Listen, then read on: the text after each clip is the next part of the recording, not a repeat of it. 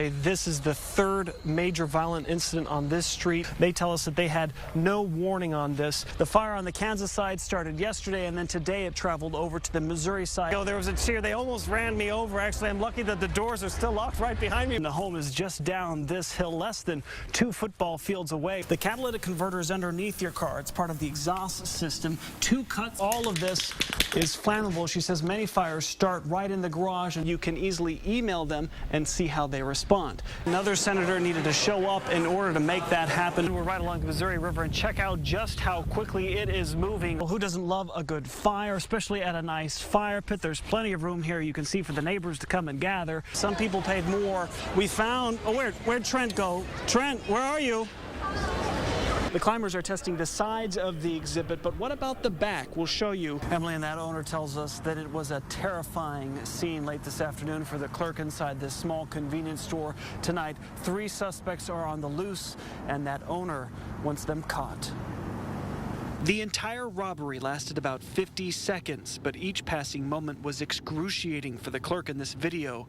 The clerk didn't want to speak on camera, shaken by what happened. Tonight, her boss wants the robbers behind bars. We're very paranoid. We feel that it's somebody that probably frequents the store. They seem to have known the layout of the store. Just before 4:30 p.m., 2 men wearing masks run through the front door. They are each carrying what looks like an AK-47. They pulled a girl from the front of the store. They took her to the back. They zip-tied her. They robbed the store. The owner says they seem to know the store and where things were located.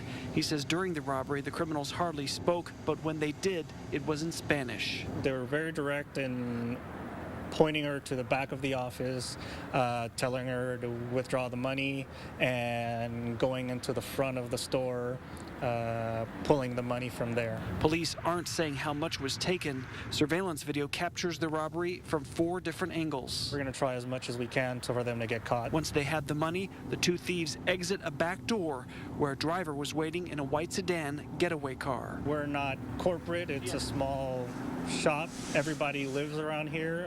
All the employees are from around this neighborhood, and for them to come and rob someone like us, I think it's taking advantage of somebody they shouldn't. And the suspects are on the run tonight. Now, this small convenience store, we're told, is 6 years old. It had a robbery when it first opened, but it hasn't had any issues until tonight.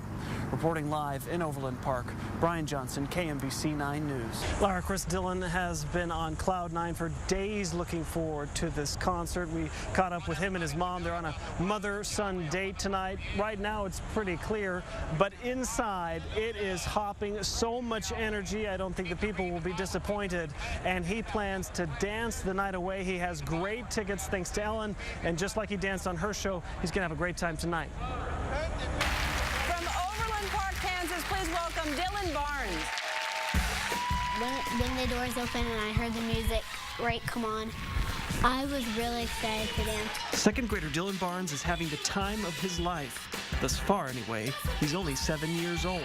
I like to make people smile. Each dance is different. There's no memorizing. Instead, he feels the music and makes each performance unique. Having fun with the song and start having like freestyle and doing whatever I want what that song tells me to do. It's been a little bit surreal. Amazing, but surreal. His rise to fame started in August after his mom posted this video on social media. Within 36 hours, it went viral, even catching the attention of Ellen and landing him an invitation to perform on her stage. After the performance, Ellen had a surprise. So we're going to give you tickets. Front row seats to his favorite artist, Taylor Swift. I love her so, so, so, so, so, so, so, so, so, 100 so's much. I love her so much. Flips, spins, he knows it all, and he was nice enough to teach me some moves. Out. He makes it look easy. It's not. He practices 11 hours each week. As long as he's having fun and having a good time, and that's all he wants to do is dance and make people happy, so his family and I will always back him up. But for Dylan, the best part of all this stardom and attention is Probably seeing my parents out there. Just a need kid, and Dylan has been dancing for 2 years now that he's been receiving lessons. He started incredibly when he was just 5 years old. He is the youngest of 3 kids, and he is involved with a lot of other things just like his brothers. He's involved in a lot of sports. It was really neat to meet him. I'm sure he's having a great time tonight.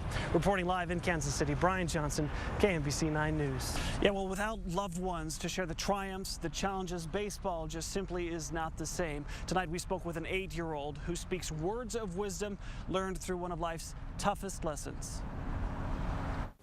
My first baseball game I went to see the Royals with Anthony. For years, 8-year-old Malachi Haight and Anthony Blazik were neighbors. Then one day, he took Malachi to his first baseball game, and was it fun? Yeah. They loved the sport and would go to as many games as they could afford. He always offered, and we never had to ask him.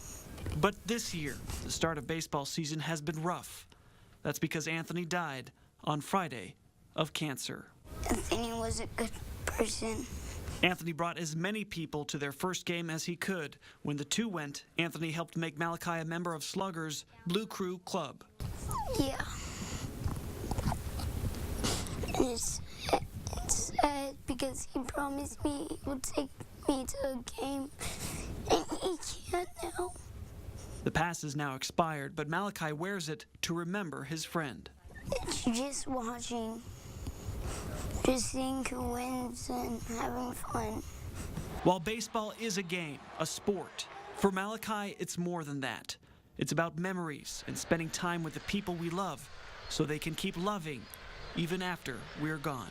Just have fun while it lasts.